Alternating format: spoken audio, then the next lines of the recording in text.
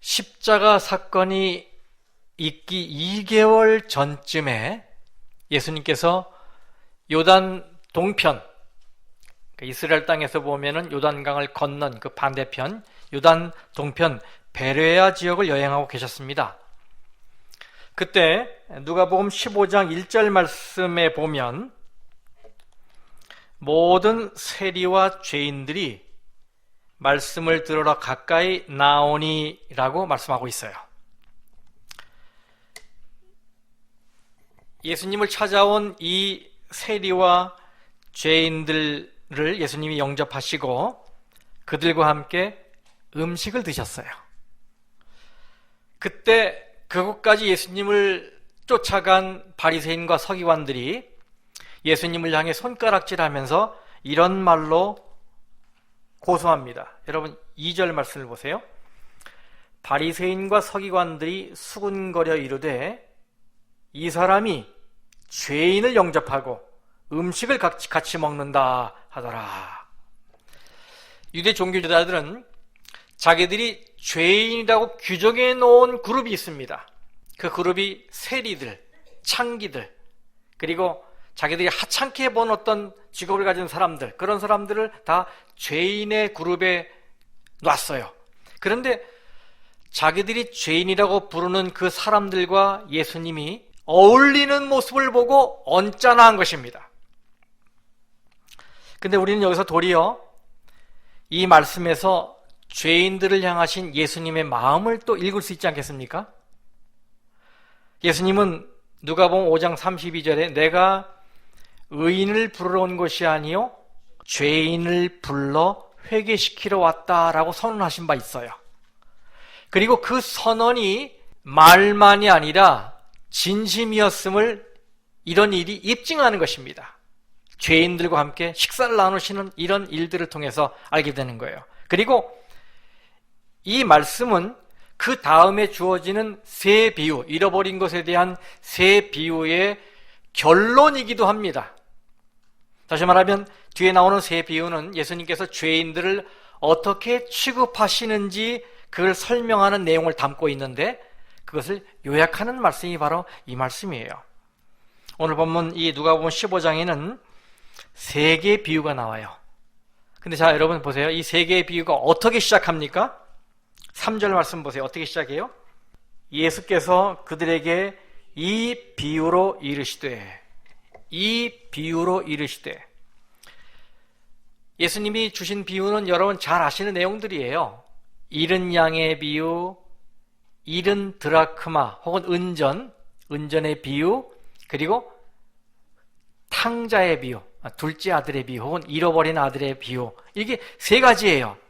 그런데 사실 이 세 비유는 누가복음의 심장이라고 말할 수 있을 만한 복음의 요소가 그 안에 담겨 있어요. 그런데 중요한 건 뭐냐면 이 3절 방금 읽은 이 말씀에 이 비유가 단수로 돼 있어요. 복수가 아니라 단수예요. 원래 세 비유면 뭐라고 그래요? 이 비유들을 이르시되 이렇게 돼야 되는데 단수로 돼 있어요. 이게 무슨 뜻입니까? 이 세 비유에는 하나의 주제, 하나의 사상이 관통하기 때문에 하나와 같다라는 의미예요. 이 세 비유는 동시에 뭔가를 말하고 있다. 이건 하나다라는 것을 강조하는 말씀이라고 생각이 돼요. 문학적으로 보면, 문법적으로 봐도. 그러면 여러분 이 세 비유는 동시에 무엇을 말합니까? 첫 번째로 하나님은 잃어버린 하나에 특별한 관심을 가지십니다. 여러분 아시는 대로 잃은 양이나 잃은 은전이나 잃은 아들의 비유에서 예수님은 그죠? 하나를 강조하셨어요. 예수님은 그 하나를 양 100마리 중에 한 마리, 은전 10개 중에 한 개, 두 아들 중에 하나로 표현하시면서 그 하나는 하나님에게는 여러 개 중에 하나, 여럿 중에 하나가 아니라 고유의 가치가 있는 유일한 하나고 그래서 하나님은 그 잃어버린 하나를 찾기 위해서 집착하시고 애를 쓰시고 관심을 쏟으신다는 것을 이 비유를 통해 가르치는 것입니다. 실물교훈 196쪽에 한 영혼의 가치를 누가 능히 평가할 수 있겠는가? 한 영혼의 가치를 누가 능히 평가할 수 있겠는가? 만일 그대가 그 가치를 알고자 하면 겟세마네 동산으로 가서 거기서 그리스도께서 핏방울과 같은 땀을 흘리시면서 몹시 고민하시는 그분을 주목하여 보라. 십자가에 달리신 구주를 바라보라. 한 영혼의 가치를 이해하려면 예수님을 바라보면 돼요. 그 다음 실물권 187쪽에 잃어버린 영혼이 단 한 사람뿐이라 할지라도, 얼마나 이 마음에 감동을 주는 말씀인지 몰라요. 잃어버린 영혼이 단 한 사람뿐이라 할지라도 그리스도께서는 그 한 영혼을 위하여 어떻게 하셨을 것이라? 죽으셨을 것이다. 아멘입니까? 그래요. 이 세상에 나 혼자밖에 없었어도 예수님은 나를 위해 돌아가실 분이었다는 사실. 이것이 이 세 비유를 관통하는 사상이에요. 그 다음 두 번째는 결국에는 뭡니까? 찾으십니다. 결국에는 찾으신다. 두 번째, 목자는 잃은 양을 찾을 때까지 찾아다녔습니다. 여인은 잃은 은전을 찾을 때까지 찾았어요. 아버지는 집 나간 아들이 돌아오기를 하염없이 기다리다가 결국은 찾았어요. 얼마나 다행스럽습니까? 얼마나 감사해요. 이 비유에는 찾지 못했다는 말이 없어요. 다 찾았습니다. 그래서 이것은 바로 죄인인 우리를 구원하시려는 하나님의 의지를 나타내고 있어요. 반드시 찾아낸다 이거예요. 나를 향한 하나님의 집요한 찾아오심, 그죠? 집요한 접근, 항거할 수 없는 하늘의 은혜, 흔히 불가항력적인 하나님의 은혜라고 표현하는데, 우리는 그런 은혜를 받으며 이곳에 와 있어요. 그죠? 하나님의 찾아내심을 통해서 하나님의 백성의 무리에 들어온 것이고 하나님의 성전에 오게 된 거예요. 결국에는 뭐 하신다? 찾으신다. 세 번째, 찾으시고 뭐 하신다? 기뻐하신다. 그죠? 기뻐하신다. 하나님은 그 대상이 양이든 은전이든 아들이든 찾으신 이후에 기뻐하십니다. 기쁨이 같아요. 모두 다 기쁜 마음을 친구와 이웃을 초대하여 한턱 내는 것으로 표현하고 있어요. 잔치를 벌이는 것으로 표현하고 있어요. 마찬가지로 우리가 회개하고 하나님께 돌아오면, 마음을 하나님께 돌이키면 하나님은 세상을 다시 얻으신 것처럼 기뻐하고 즐거워하신다는 말이에요. 그렇죠? 우리를 위해 돌아가신 그 예수님의 마음에 기쁨을 드리는 것, 그것 또한 우리의 기쁨이 아니겠습니까? 그렇죠? 우리의 마음이 회개하고 돌아오면 하나님께서 천사들과 함께 기뻐하신다고 말씀하고 있어요. 이렇게 세 비유는 마치 하나인 것처럼 동일한 주제를 다루고 있어요. 그리고 두 번째, 예수님은 이 비유를 회개와 연결시키십니다. 뭐하고요? 회개하고 연결시키십니다. 누가복음 15장 7절 그리고 10절을 좀 읽어보십시다. 누가복음 15장 7절, 내가 너희에게 이르노니 이와 같이 죄인 한 사람이 뭐하면? 회개하면 하늘에서는 회개할 것 없는 의인 99으로 말미암아 기뻐하는 것보다 더하리라. 10절은 이제 잃은 드라크마에 대한 이야기 결론이죠. 내가 너희에게 이르노니 이와 같이 죄인 한 사람이 뭐하면? 회개하면 하나님의 사자들 앞에 기쁨이 되느니라. 다 회개로 연결시키셨어요. 그래서 이 비유들은 우리에게 있어서 회개란 우리 편에서 애쓰고 노력한 결과물이 아니에요. 왜요? 이 양이나 드라크마는 스스로 주인을 찾아가지 않았어요. 주인에 의해 찾아졌어요. 이것이 그걸 얘기하는 것입니다. 찾아졌어요. 그러므로 우리가 노력해서 얻은 게 아니에요. 회개는. 이것은 하나님 편에서 우리를 사랑하셔서 역사하신 결과예요. 이 회개가 그런 것인 걸 가르쳐줘요. 그렇다면 마지막 세 번째 비유인 잃은 아들의 비유는 어떻습니까? 여러분 말씀 보세요. 누가복음 15장 17절. 이에 스스로 돌이켜 이르되. 이 말씀을 보면 이 둘째 아들은 기특하게도 스스로 죄를 뉘우쳐서 아버지를 찾은 것 같아요. 그렇죠? 스스로 돌이켜라고 성경은 말하고 있어요. 근데 사실 그럴까요? 여러분, 이 스스로 돌이켜라는 이 어구를 잘 살펴야 돼요. 이 말씀을 새 번역 성경에는 이렇게 번역해놨어요. 그제서야 그는 제정신이 들어서 정신을 차렸단 말이에요. 그리고 킹 제임스 성경, 거기는 when he came to himself, 다시 말하면 그때가 그 자신을 돌아보고 자신에게로 돌아오고, 이런 뜻이에요. 둘째 아들은 아버지께 돌아가기 전에 먼저 자기 자신에게로 돌아왔습니다. 중요한 얘기예요. 자기 실상을 깨닫지 못한 사람은 예수 그리스도의 필요를 느끼지 못해요. 자기가 하나님 앞에서 큰 죄인이라는 사실을 느낄 때 거기서 벗어날 방법을 찾게 되면서 예수를 붙드는 것이거든요. 자기 자신에 대한 자각 없이는 손을 내밀 수가 없는 거죠. 자신이 하나님 앞에서 큰 죄인이라는 사실을 자각하는 것이, 인식하는 것이 구원의 여정을 시작하는 거예요. 그러면 그렇게 정신을 차리도록 누가 돕습니까? 이 둘째 아들이 정신을 차렸다 그러는데 제정신을 차렸어요. 근데 누가 돕는 거예요? 성경에는 요한복음 16장 8절에 그는 누구예요? 보혜사 성령이에요. 그 전에 이제 바로 전절에 나와요. 보혜사 성령이에요. 그가 와서 죄에 대하여, 의에 대하여, 심판에 대하여 세상을 뭐 하시리라? 책망하시리라 그랬어요. 보혜사의 역할은 죄에 대해서 세상을 책망하는 건데, 이 책망한다는 말의 헬라어가 뭐예요? 엘렌코. 근데 이 엘렌코라는 말은 죄를 깨닫게 한다는 말을 포함하고 있어요. 왜냐하면 같은 말이 요한복음 8장 9절에 쓰였어요. 요한 8장 9절에 뭐라고 되어 있어요?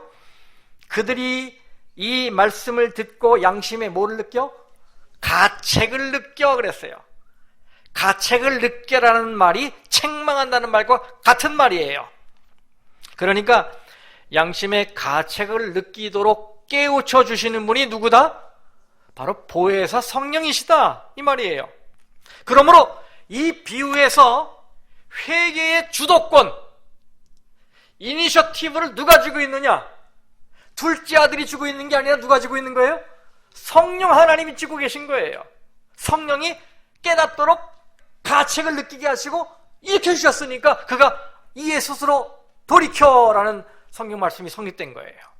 그러므로 아버지께 돌아가는 회개의 시작은 둘째 아들의 이 번뜩이는 자각에서 비롯된 것이 아니고 바로 보혜사 성령님의 감동, 그리고 그분의 은혜에 의한 것이었음을 우리가 알게 돼요. 이걸 우리가 잊어서는 안 돼요. 사도 바울도 이것을 이해했습니다. 사도 바울은 이걸 바르게 이해했어요. 로마서 2장 4절 말씀입니다. 여러분 거기 읽어보세요. 같이요. 시작. 혹 네가 하나님의 인자심이 너를 인도하여 회개하게 하심을 알지 못하여. 네? 여러분 분명하잖아요. 혹 네가 하나님의 인자심이 너를 인도하여 뭐하게 하심을? 회개하게 하심을 라고 표현했어요. 이 말씀을 제 공동번역 성경으로 찾아보니까 사람을 회개시키려고 베푸시는 하나님의 자비라고 표현됐어요. 회개로 이끄는 하나님의 자비다 이거예요. 이 바울은 이렇게 회개의 주도권이 하나님께 있다는 사실을 분명하게 이해하고 이렇게 말씀을 기록한 것입니다. 그래서 실물기원 202쪽에 보면 그를 집으로 이끌리게 한 것은 곧 아버지의 사랑이었다 이렇게 기록하고 있어요. 아버지의 사랑이었다. 이 아들의 정신 차림이었다가 아니고 스스로 깨닫는 자각이었다라고 하지 않고 증언의 말씀은 그를 집으로 이끌게 한 것은 아버지의 사랑이었다. 사랑은 사랑으로서만 일으킨다. 바로 이것입니다. 그래서 우리가 탕자의 비유라고 부르는 이 비유의 주인공은 탕자가 아닙니다. 또 탕자의 형도 아닙니다. 바로 집을 떠난 이 둘째 아들과 관계를 떠난 첫째 아들을 사랑과 인내로 받아주고 있는 아버지가 바로 이 비유의 주인공이에요. 우리는 이 비유를 통해서 우리를 사랑으로 보살피시는 하나님을 봐야 해요. 하나님을 봐야 해요. 자, 이 세 비유를 좀 같이 연구해 보겠습니다. 너무나 잘 아는 비유이기 때문에 그 비유에서 중요한 발견 하나씩만 제가 좀 말씀을 드리려고 합니다. 먼저는 잃은 양의 비유예요. 누가복음 15장 3절에서 7절 말씀에 나오는데 잃은 양의 비유. 양은 길을 잃어버리면 자신이 길을 잃었다는 사실을 알긴 해도 스스로 돌아올 힘이 없어요. 그게 양의 특성입니다. 금방 잊어버리기 때문에 돌아온 길이 어딘지 몰라요. 돌아와야 할 길이 어딘지 몰라요. 그래서 누군가가 그를 찾아내야만 구원받아요. 이것은 우리가 우리 주위의 길을 잃은 자들에게 우리가 먼저 관심을 기울여야 한다는 것을 가르치는 것입니다. 본인은 몰라요. 우리가 먼저 나서지 않으면 그는 영원히 잃어버림 당할 수밖에 없어요. 여러분, 제가 질문 하나 드릴게요. 잃은 은전에 대한 비유, 그 다음에 이 탕자, 잃은 아들의 비유는 어디에 나와요, 성경? 누가복음 15장. 이건 참 나와야 돼요, 우리 교인들은. 누가복음 15장. 거기만 나옵니까? 잃은 은전과 잃은 아들의 비유는 누가복음에만 나와요? 네, 누가복음에만 나와요.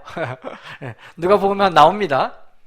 그런데 잃은 양의 비유, 100마리가 있었는데 한 마리 잃어버린 잃은 양의 비유는 마태복음에도 나와요. 자, 거기 보세요. 마태복음 18장 12절에서 14절 말씀을 좀 읽어보겠습니다. 너희 생각에는 어떠하냐?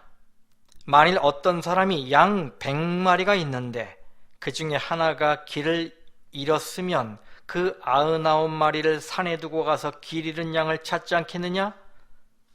진실로 너희에게 이르노니 만일 찾으면 길을 잃지 아니한 99마리보다 이것을 더 기뻐하리라.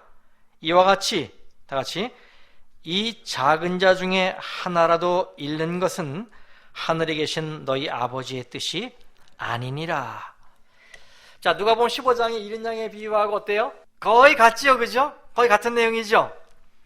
그래서 이 두 비유가 같은 비유라고 생각하는 분이 많아요.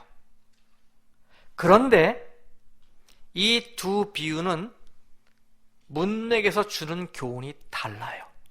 오늘 제가 그걸 말씀드리려고 합니다. 그 점에 좀 초점을 맞춰 이 비유를 다뤄보겠습니다. 마태복음의 잃은 양의 비유는 이 마태복음 18장에 나와 있는데, 이 비유는 1절에 나와 있듯이 예수님이 누구를 대상으로 하신 말씀이에요?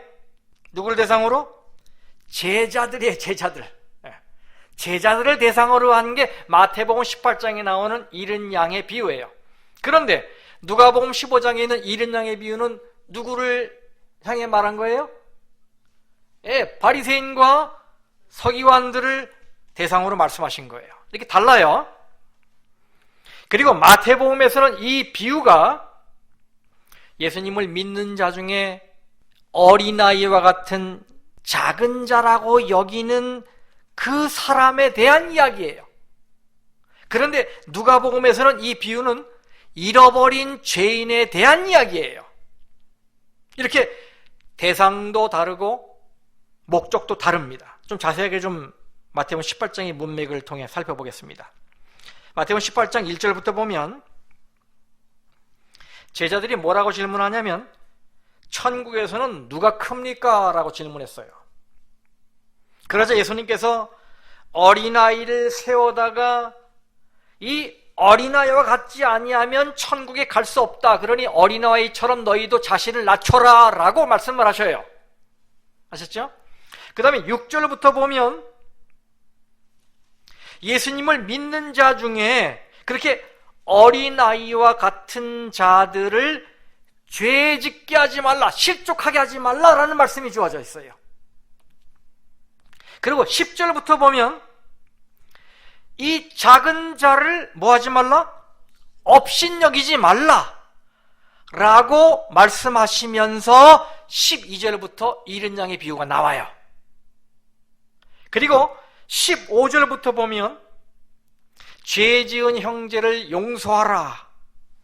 그 다음에 용서를 하되 7번씩 70번까지 용서하라.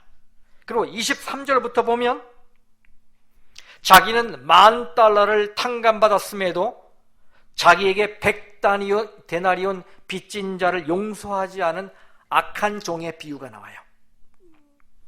그래서 이 마태복음 18장 전체를 놓고 볼 때 그 중간 부분에 나오는 이 잃은 양의 비유의 주제는 18장 전체의 주제와 일맥상통합니다. 그것은 뭐냐면 5절 말씀 보세요. 5절.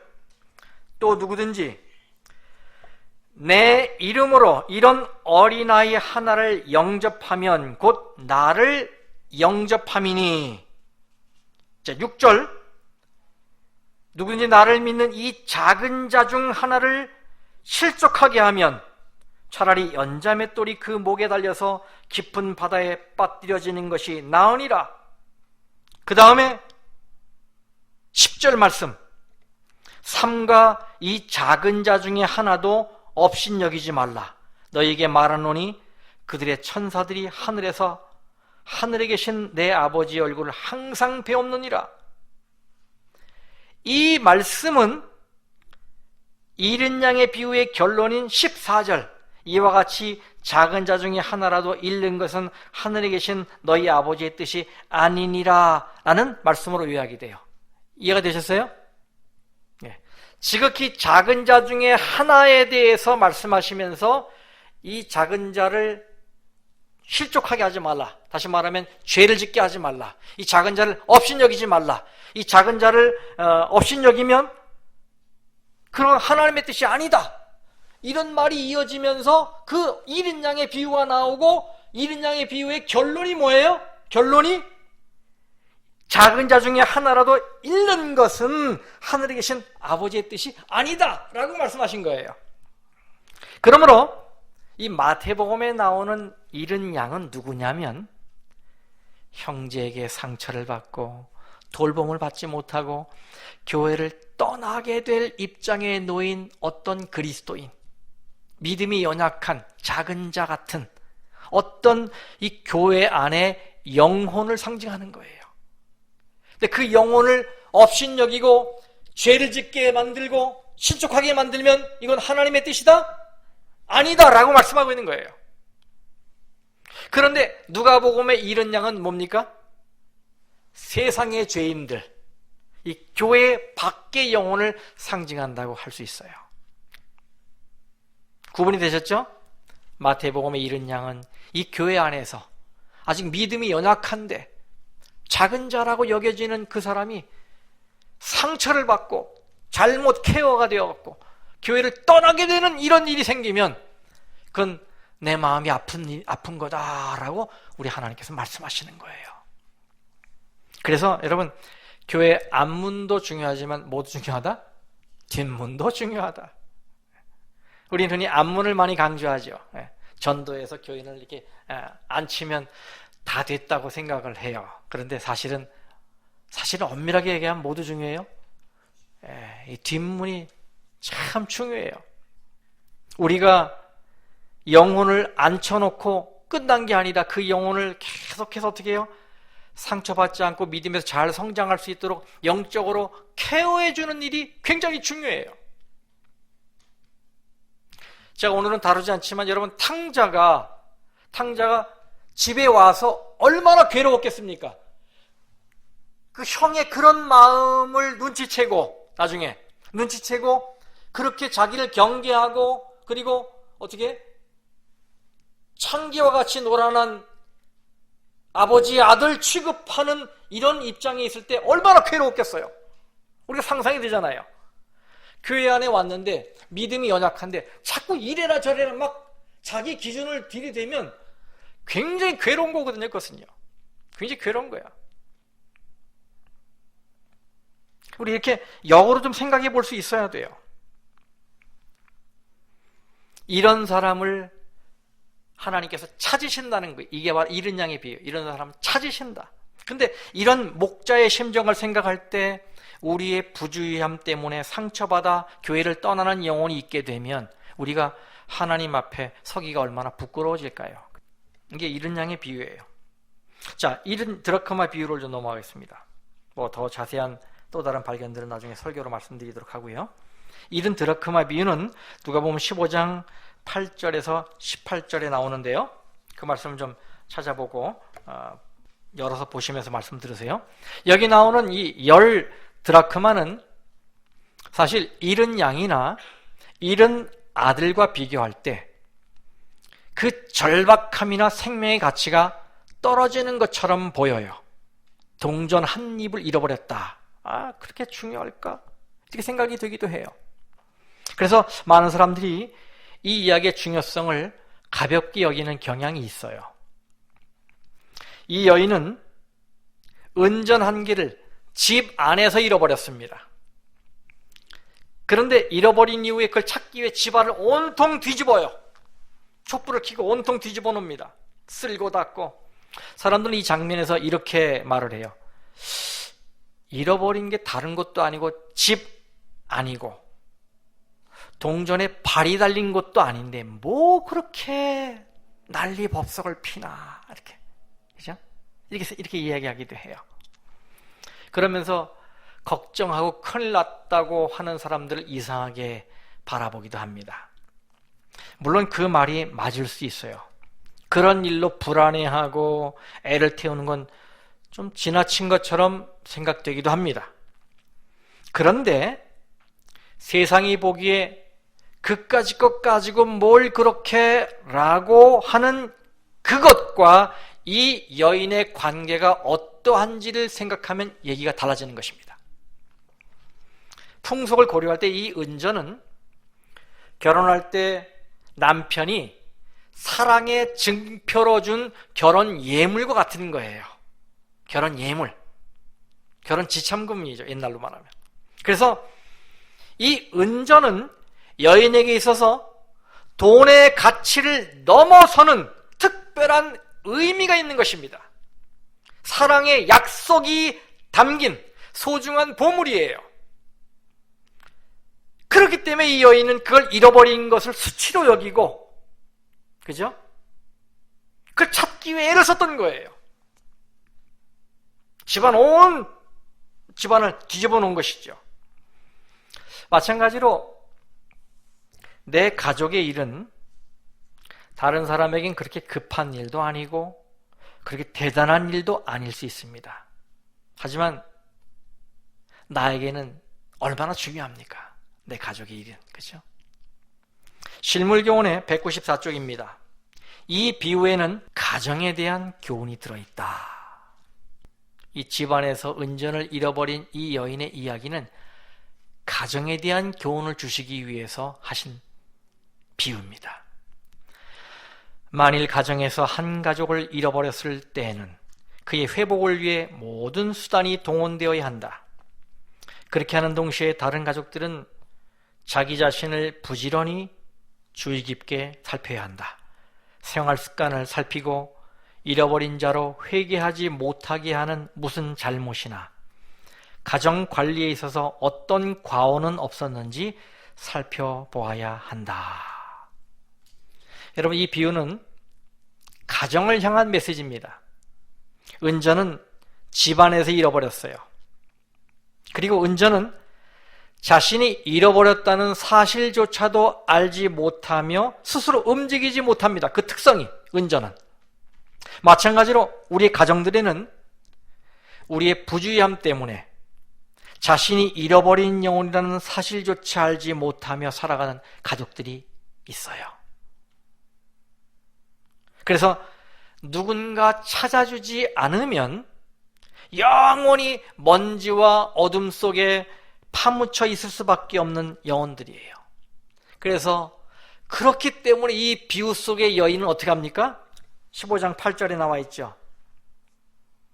등불을 켜고 집을 쓸며 찾아내기까지 부지런히 찾지 아니하겠느냐 그랬어요. 우리도 이런 절박함을 가지고, 절실함을 가지고, 또 시급함을 가지고, 이런 열정을 가지고 가족 중에 잃어버린 영혼이 있다면 찾을 때까지 포기하지 말고 찾아야 할 것입니다. 그렇죠? 실물권 195쪽에 있는 말씀을 다 함께 같이 읽어봅시다. 많은 부모들이 저희 자녀들을 그리스도께로 인도하는 일을 목사나 안실학교 교사에게 맡겨버린다. 그러나 그렇게 함으로 그들은 하나님께 주신 그 귀한 책임을 등한히 한다. 저희 자녀를 그리스도인이 되게 하기 위하여 교육하고 훈련하는 일은 부모가 하나님께 드릴 수 있는 최고의 봉사이다. 이 일은 참을성 있게 하는 수고와 일생 동안 부지런하고 끈기 있는 노력이 요구된다. 이와 같이 부모들도 사랑과 믿음과 기도로서 저희 가정을 위하여 일하여야 할 것이다. 아멘. 성도 여러분, 부디 포기하지 마시고 열심히 찾으시기 바랍니다. 그래서 여러분에게 찾는 기쁨이 충만하시기를 간절히 기원합니다.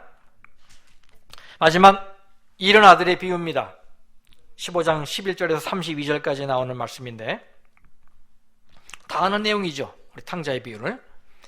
자, 이 비유 속에는 십자가가 숨겨 있습니다. 숨어 있어요. 십자가가 숨어 있습니다. 그래서 십자가를 품고 있는 비유예요. 이 잃어버린 아들의 비유는 십자가를 품고 있는 비유. 자, 15장 32절 말씀에 이 내 동생은 어떻게 했다? 죽었다가 살아났으며 라고 했어요. 또 잃었다가 얻었다 이렇게 말하고 있어요. 죽었다가 살아났다. 아버지는 아들을 죽었다가 살아난 자로 선언했습니다.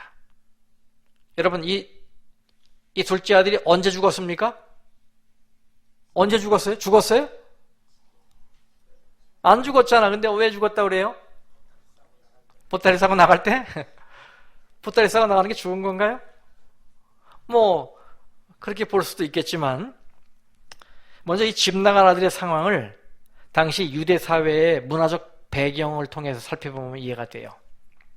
그 당시에 자식은 부모가 죽기 전에는 유산의 소유권과 처분권을 주장할 수 없었어요. 부모가 죽어야만 그렇게 할 수 있었어요.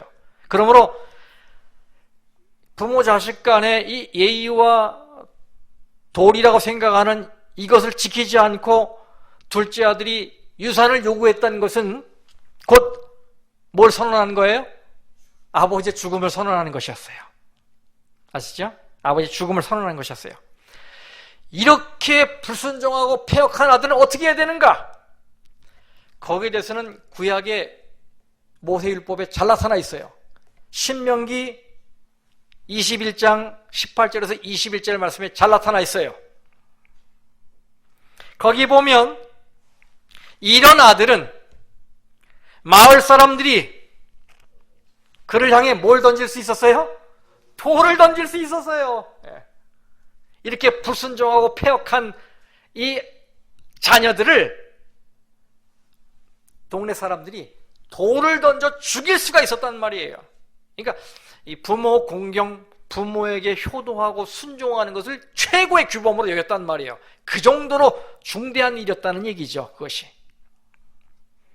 더군다나 이 둘째 아들은 유대인들이 저주하고 혐오하는 돼지를 쳤어요. 유대인들과 돼지와의 관계 아시잖아요, 그죠? 돼지를 쳤습니다. 그리고 유대인들이 개보다 못한 자로 여기는 이방 사람들의 종으로 살았어요. 그죠? 그러니까 이 둘째 아들은 돌에 맞아도 할 말이 없었어요. 그런데 그가 돌아오자 아버지가 그에게 달려가서 그를 품에 안습니다. 사랑의 팔로 그를 꼭 안아요. 오랫동안 그의 목을 얽어잡고 안고 있어요. 방금 말씀드린 배경을 이해하면서 이 말씀을 읽어보면 아들이 돌에 맞아 죽기 전에 그를 율법의 정죄로부터 지켜내는 행동이었음을 알게 돼요. 뭐한 것은 그 아들을 품에 안고 그 목을 껴안고 오랫동안 안고 있는 이 행위는 율법의 정죄로부터 그를 지키는 행위였어요. 그래서 혹시라도 마을 사람들이 돌을 던지면 누가 먼저 맞아요? 아버지가 맞는 것입니다. 그 아들을 품에 안는 순간 이 아들은 죽은 아들이에요. 이미 죽은 아들이에요. 그런데 아버지가 대신 죽고 어떻게 해요? 살리는 것입니다. 그게 바로 십자가 아닙니까? 그렇죠? 이거 십자가의 사랑이에요. 우리는 그 십자가의 사랑을 받고 오늘 이곳에 앉아야 되는 것입니다. 자, 두 번째, 이 비유는 성령의 초청을 일깨워주는 비유입니다. 성령의 초청을 일깨워주는 비유예요. 이 탕자의 비유가 어떻게 끝나는지 여러분 잘 아시죠? 큰 아들의 이야기로 대미를 장식합니다. 이 비유 속에는 탕자가 두 명이 나와요. 쌍둥이 탕자예요. 한 탕자는 자신이 탕자임을 아는 탕자이고 다른 한 탕자는 자신이 탕자임을 알지 못하는 탕자예요. 쌍둥이 탕자가 나와요. 바로 큰아들이죠. 큰아들은 대단히 큰 오해를 하고 있었어요. 자신은 열심으로 아버지를 섬겼는데 아버지로부터 아무런 보상을 받지 못하고 대우를 받지 못한다, 무시당하고 있다라고 생각하고 있었어요. 그래서 아버지의 기쁨에 동참하지 않아요. 안 들어간다고 버팁니다. 그때 이 큰아들을 설득하기 위해서 아버지가 나오시면서 어떻게 해요? 누가복음 15장 28절 여러분 그 적어놨죠? 다 같이 읽어봅시다. 시작. 그가 노하여 들어가고자 하지 아니하거늘 아버지가 나와서 권한대. 아버지가 권한대. 이 권하다라는 말의 원어가 파라칼라오라는 말인데, 파라칼레오라는 말인데, 이것은 보혜사 성령을 가리키는 파라클레토스하고 뿌리가 같은 말이에요. 여기서 예수님은 갑자기 이 단어를 사용하심으로 큰 아들에 대한 초청을 성령의 초청과 연결시킵니다. 아시겠어요? 큰 아들을 향해서 권하는 것은 성령의 초청이에요. 이것은요. 파라클레토스라고 하는 성령이 파라칼레오 권하시는 거예요. 여기서 우리들의 삶을 좀 돌아보십시다. 저는 우리들의 삶에 이 두 아들의 모습이 다 있다고 생각이 돼요. 하나님의 은혜를 자주 떠나고 세상을 쫓아가요. 그런데 참만족을 얻겠다 싶어 쫓아갔는데 늘 공허함만 가지고 빈손으로 남아있어. 이런 우리 인생은 돼지 우리 속의 탕자의 모습이에요. 그런데도 자기 자신을 죽이지 못하고 종교 행위로 자신을 위장하고 교회 안에서도 세속적 보상이나 바라는 우리의 인생은 영락없는 큰아들의 모습이에요. 이 두 탕자의 모습이 오늘 우리 가운데 있는 것입니다. 우리는 그러므로 우리의 삶에서 수시로 드러나는 이런 두 모습에 대해 절망을 해야 돼. 우리 자신에 대해서 깊이 느껴야 돼요. 그리고 하나님께 고백해야 됩니다. 하나님, 난 이런 죄인입니다. 그러나 그럼에도 불구하고 우리를 향해 손을 뻗치시고 초청하시는 하나님의 사랑, 하나님의 은혜가 얼마나 감사하고 감동적인지, 그죠? 여전히 우리를 사랑하시는 그 아버지의 품을 오늘 우리가 느낄 수 있잖아요. 이 안식일에 더군다나 우리의 마음을 치유하시기 위한 이 하나님의 어루만지심을 느낄 수 있잖아요. 자, 누가복음 15장은 전체적으로 다 잃었다가 찾은 이야기입니다. 그리고 성령의 초청을 연상시키는 단어를 사용해서 우리 모두에게 구원의 길이 열려 있다는 것을 전하고 있어요. 저는 우리 모두가 오늘 우리의 마음을 활짝 열어서 우리를 찾으시려고 달려오시는 예수님을 향하시고 그분에게 손을 내미시고 그분과 함께 기쁨에 동참하는 그런 삶을 사시게 되길 간절히 바라겠습니다. 기도하겠습니다.